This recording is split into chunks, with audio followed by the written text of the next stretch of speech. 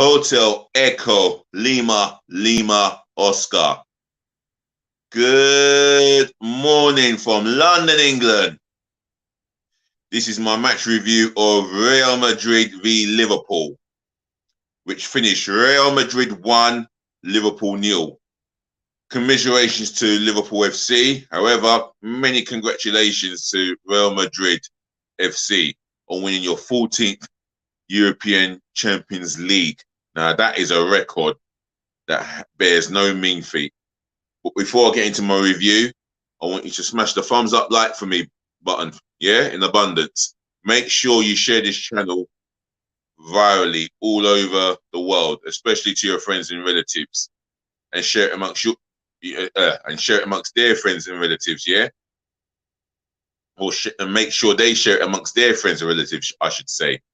Also, the comment section, Liverpool fans, if you want to talk about what happened outside of the stadium, the tear gas, or do you want to talk about how you should have possibly won the game in the first half, or how it went wrong? If you want to give me your analysis, drop it in the comment section below. Your opinions and view matters, and the same for you, Real Madrid fans.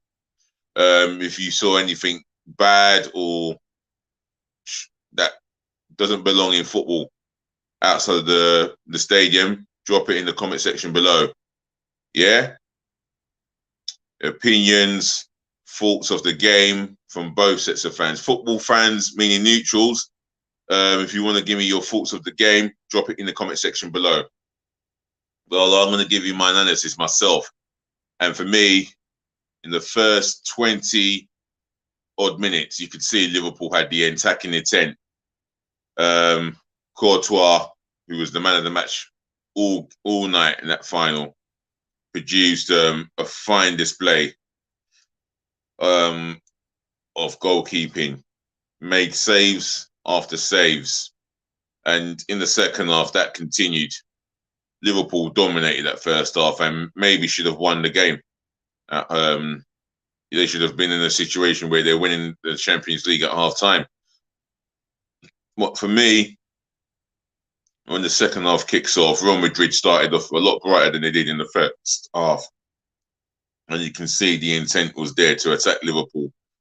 And it's like Carlo Ancelotti said, just do what you're really good at. You are a lot more superior than what I have seen all season in La Liga. And, Real Madrid hit Liverpool on the break, for Verdi on the right. I think he produces a cross-hit shot that failed for Vinicius Jr. to tap in at the back stick. But for me, Trent Alexander-Arnold, he's got to be a lot more aware of danger against him. And he reacts to the danger as the goal's been scored. That is just not good enough defending. He's got to be aware of his opponent, whoever he faces on the wings. He's got to be aware of the runners or the runs they make. And, and as for the cross itself, I don't understand why the Liverpool defender will allow Verdi to get that cross in. It shouldn't be possible, especially if he's tight and goal side. That is my intake on the goal. However, Liverpool had plenty of time to get back. They had over about half an hour to get back into the game, and Courtois was just in splendid form. I mean, not just Courtois, Milito was winning everything in the air. Alaba blocking everything. Fernand Mendy was winning his one-to-one battles. Well, he was doing all right in that aspect until he allowed Salah to go past him, and Courtois had to save his break by producing another top-class save. Carvajal was an animal all game, all day long. Carvajal was an animal. I'd love to have this guy as my right back next season at the Emirates. My word, he does exactly what it says on the tin. He risk a red card and die for the cause just to win. This guy just loves to win. And it epitomizes Real Madrid for so many a year and a more year, because that is what they've been doing for generations, winning. It's in the DNA. You could see it. If you got something to add to this, leave it in the comment section below. Like, share, and subscribe. Please do all of that. I'd really appreciate it. Yeah, Liverpool were pushing for that equaliser, leaving themselves open to counter attacks, and Danny Ceballos was put through, but he didn't have the confidence or the belief to think that he's going to score, so he laid it off to Camavinga, but it all broke down. However, it never made any. It never mattered much, because Real Madrid held on and put on a defensive display, and my word, it was a win well deserved. And my man of the match, well, the keeper from Belgium, ex-Chelsea keeper, who went from Chelsea to Real Madrid, and what a great night he had, and what a great job he produced as well. He's worked really hard to get his team into that folklore of 14 Champions League finals. You can see the emotions on both sides. Tears of joy for Real Madrid players, and maybe the tears of despair for Liverpool players. They were distraught. However, I'm going to get into the excuse me. I'm going to get into the player ratings, and let's start off with Thibaut Courtois. For me, 9.5. Absolutely the excellent performance in goal. Everything stuck to him like a glue. His catching was absolutely magnificent. The saves he'd made, absolutely terrific saves. I think the best one was early in the first half, where he made a good reflex save from Mohamed Salah. Yeah, he got enough weight on that tap in, and Courtois got down really well, as big as big and taller as he is, but he saved well. And he made another save from Salah in the second half. For me, he gets you know what, I'm going to give him a 10. Man of the match, he deserves a 10. Thibaut Courtois.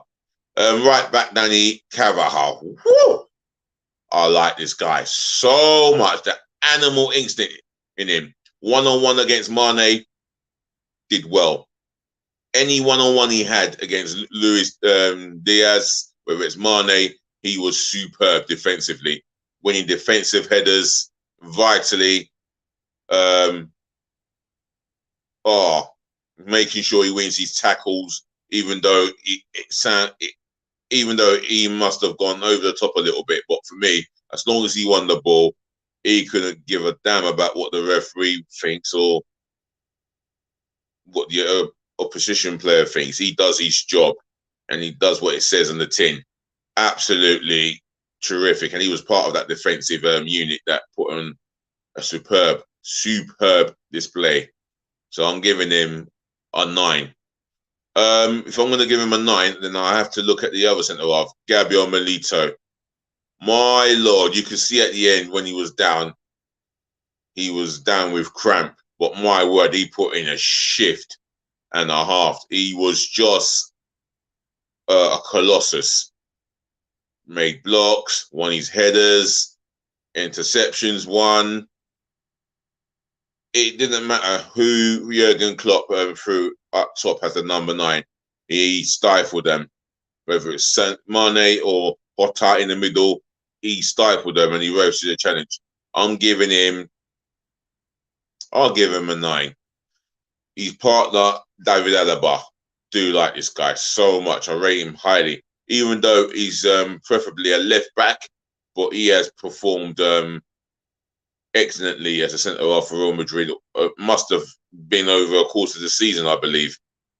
Won his tackles, 5 to interceptions.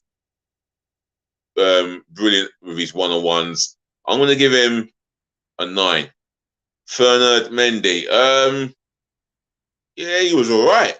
You know, defensively disciplined. never dived in rashly or senselessly to get himself into the book or have a yellow card while he's worried about Salah coming at him. He dealt with the threat reasonably well, apart from the one moment Salah goes to the outside of him, and Courtois had to save his bacon by producing another top quality save. Other than that, I'm going to give him an 8. Now, the midfield area. Casemiro, what an absolute beast. Winning tackles after tackles after tackles. Pass completion must be above 85%, if not 90%. Very sensible on the ball, does what it says in the tin. He sits 10 yards in front, behind the attacking players who are better on the ball. And you can see the work rate in this guy. Absolute phenomenal. He got all over that pitch and produced the performance of a defensive midfield player. Absolute exhibition in that role. So I'm going to give him a 9. Luka Modric, well, because it took him about up to 20 odd minutes to grow into the game. Once he started to get some of that ball and more of that ball, his intelligent passing was just out of this world. I mean, there was one intelligent pass he made for Vinicius Jr. on the outside of his foot. He picked him out so superbly, made it look easy. This is Luka Modric at 36, and he's still producing a quality display. I think, especially in the second half, he grew more into the game. I'm going to give him an 8. Who's the other midfielder? It'll come to me. It will come to me. Not Vinicius Jr., not Benzema, not Valverde. The other guy, he was absolutely top notch. Oh my word. I know I watched that game like it was yesterday. Oh, of course it was yesterday. Huh? Who is it? Who is it? It'll come to me. It wasn't Camavinga. It came on as a sub.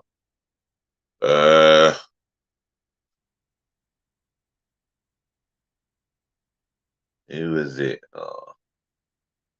They played the 4-3-3 formation superbly yesterday. It was a Brazilian. It must have been a Brazilian. It wasn't Rodrigo. I know Modric have done. This player, he would have come into my mind. Let's have a look. Oh, this is so difficult. This always has to be the case. I know he came into my mind yesterday, but he was absolutely sublime. I think he was sublime. Who was it? Tony Cruz. Oh my geez, Tony Cruz. Yeah, I thought he was not too bad, but he weren't the best midfielder on the park. But one thing with him, he was confident. He was very comfortable and confident at playing a pass from the back. Very, very calm on the ball. Yeah, he played a deep line midfield player, and that's a difficult role to play in itself, as well as defensive midfield. I'll give him a 7.5. Right, the front three. Where do I go? Let me start off with Valverde. He looked a threat against Robertson. I think that was a good battle against Andy Robertson. I think he was fairly quiet as such. Not at, maybe not at his best, but I think he improved in the second half, and he claimed the assist for the winning goal. Well, it summed up his game, and I think he was absolutely I wouldn't say outstanding, but he was okay. I thought he grew into the game, and defensively he done some good work. So I'm going to give him a 7. Vinicius Jr. always a threat with that pace, running in behind. And in the first half, he showed glimpse of why he is such an exciting talent and how much he's going to cost in the future in his transfer fee. My word. And then in the second half, he's peeled off. He must have peeled off Trent Alexander-Arnold because he had yards of space over him, and before you know it, he's got the tap in at the far post from good bit of play by Valverde. So I'm going to give Vinicius an 8. Benzema, he got a disallowed goal in the first half, and due to the fact that he was in an offside position despite Robertson's positioning, I'm going to give him I'll give him a 7. Maybe not the best of performances, but he wasn't poor. But he definitely wasn't the best. He gave as good as he got, and you know Benzema is always a goal threat. A 7. Right, the substitutions. Danny Ceballos. I mean, that run on goal where all he has to do is just keep running towards Ellison and going for goal, but he decided to pass. I suppose I'll give him a standard 5. Who else came on? Oh, come on. Camavinga. Again, didn't do very much in the game. Didn't think he had that much of an impact. He was just brought on to do a job. 5. And one more substitution. Don't think it was in defence. I think it was in the midfield area. Modric came. Oh, Ceballos came off for Modric. Rodrigo. I'm not even gonna mark him down. I'm afraid he came on just to, I think the manager brought him on so he could waste a bit of time. So I'm not gonna mark him down. Right, Carlo Ancelotti. What can I say? Obviously, the way they were set up, you can see the players were responding to him. Defensively, the way they were set up, especially, they knew they were going to respond to him, and they certainly did that. Courtois, well, he was right. He was within his right to select him. Never a doubt. Pulled off magnificent saves after magnificent saves. Thwarted Liverpool basically, and got the shape right. The strategy was right on the day. I'm going to give him. I'll give him a 9.5. The referee, I have to say, the referee was, he was all right. He allowed the game to flow. There were fouls in certain parts of the area, but he allowed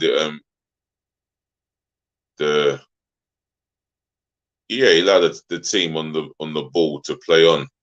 And I think he awarded 1 yellow card. I can't remember who it was who got booked, but he awarded 1, if not 2 yellow cards. So I'm going to give the referee an 8.